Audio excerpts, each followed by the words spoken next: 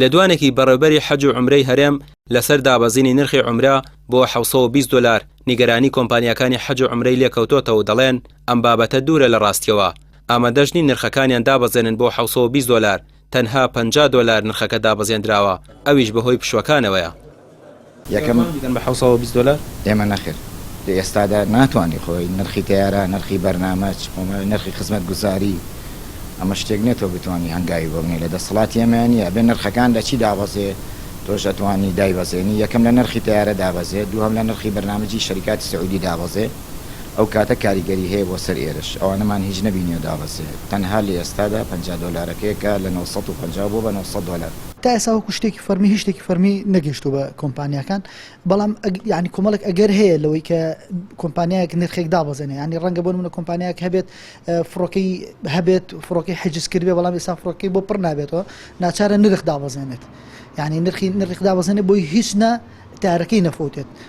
لەوە چێ گەر ئەو گۆڕانکاریش ڕوو بدات، لەوە چەند تارێکی کەما بێت گۆڕانکارێکی کاتی بێت، لەبەرم ئەو گۆڕانکاریە بەپی خزمەت گوزاریەکان بۆ کۆمپانیەکانی دەرناهێنێتەوە بۆ سعرێکە ئێستا ڕاگەنراوە بۆ نمونە لە 700 دلار بۆ 750 دلار و ئەو بابەتانە کۆمپانیەکان ئیسفادەیەکی لەو شێوەیە ناکەن. نرخی عومرە بەپێی کۆمپانیەکان جیاوازی هەیە و زۆرترینی 950 دلارە و بەپێی خزمەتگوزاریەکان دەگۆڕێت. بەڕێوەبەری حەج و عومرەی هەرێم دەڵێت ئەوان نرخ دیاری ناکەن و نرخەکان بەڕێکەوتنی کۆمپانیەکانە لەگەڵ سعودیا، تەنها سەرپەرشتی کۆمپانیەکان دەکەن. بۆ ئەم ساڵیش 150 کۆمپانیا گرێبەستەکانیان نوێ کردوتەوە لەگەڵ حکومەت بۆ بردننی عومرەکاران بۆ ماڵی خوددا. زیاتر لە 150 کۆمپانیای تایبەت بە پرۆسەی حەج و پرۆسەی عومرە ناوی خۆیان تۆمار کردیە بۆ وەرزی عومرەی ئەم ساڵ. ئێمە گرێبەستیانمان لەگەڵ ئەنجام داوە ڕێگەماندایە وەکو حکوومەتی هەرێمی کوردستان و وەزارەتی ئەوقاف کارباری ئاینی و بەڕێوەبەری گشتی حەج و عومرەی هەرێمی کوردستان. زیاتر لە 150 کۆمپانیا ئێستا ڕێگە پێدراون بۆ گواستنەوەی عومرەکارانی هەرێمی کوردستان لە هەردوو فڕۆخانەی نێودەوڵەتی هەولێر و سلێمانی.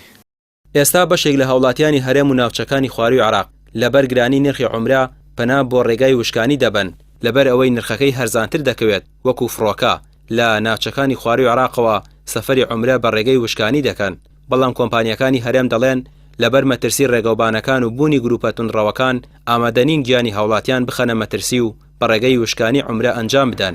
نرخەکانیش هەر بەجێگیری دەمێنێتەوە چونکە ئەوان گرێبەستیان لەگەڵ حکومەتدا هەیە. ڕامیار عوسمان، کەناڵی پێیام، سلێمانی.